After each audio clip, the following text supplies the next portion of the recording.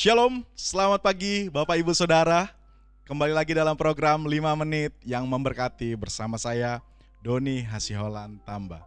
Tema pagi hari ini adalah cara memandang atau perspektif.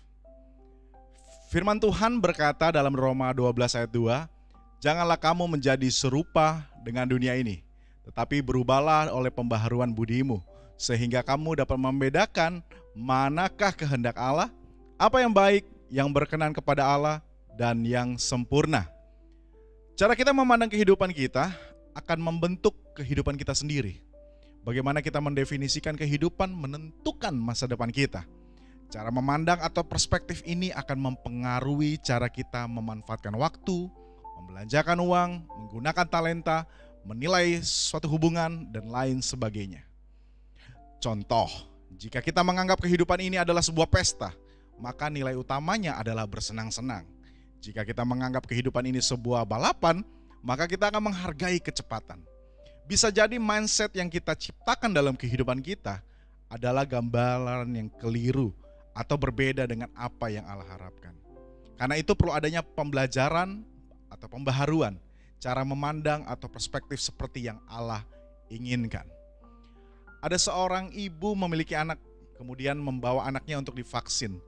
Namun si anak ketakutan untuk disuntik. Ketika akan disuntik, dia menangis dan menjerit. Ibu memegang tubuh anaknya agar tidak bergerak ketika disuntik. Sang anak memandang bahwa ibu yang selama ini mengasihi dia, mencintai dia, kali ini seperti membiarkan dia dalam ketakutan. Bahkan menahan tubuhnya, membiarkan dia menangis ketika dokter dan suster memberikan suntikannya. Namun bagi kita yang mengerti, apa yang dilakukan oleh si ibu adalah baik adanya, sekalipun sang anak memandang sebaliknya.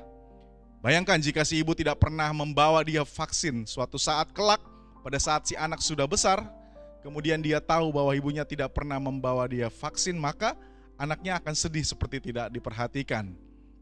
Demikian juga kita memandang kondisi pandemik saat ini.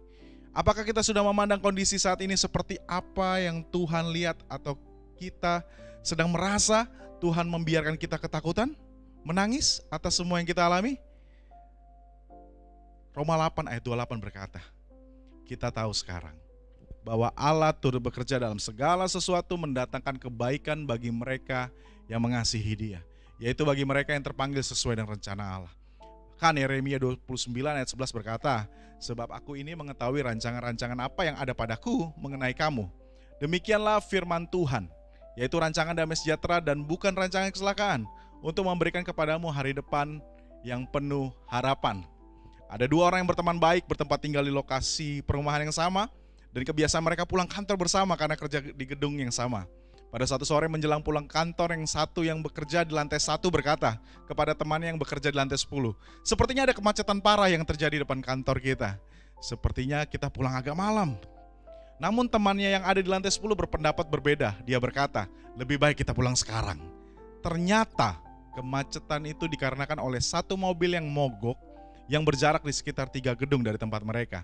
Temannya melihat jelas dari lantai 10 mobil tersebut sudah berhasil diamankan dan sebentar lagi akan dibawa oleh mobil derek. Teman yang berada di lantai 10 dapat melihat lebih jelas dibandingkan teman yang ada di lantai 1. Bapak Ibu Saudara yang terkasih, mari kita memandang hidup kita dari sudut pandang Tuhan yang maha tinggi, yang dapat memandang kehidupan kita jauh lebih jelas, sehingga kita mengerti maksud dan tujuan hidup kita yang sebenarnya, dan menjadi berkat untuk orang lain, seperti panggilan Tuhan nyatakan dalam hidup setiap kita. Amin. Demikian firman Tuhan pada pagi hari ini. Semangat dan Tuhan Yesus memberkati kita.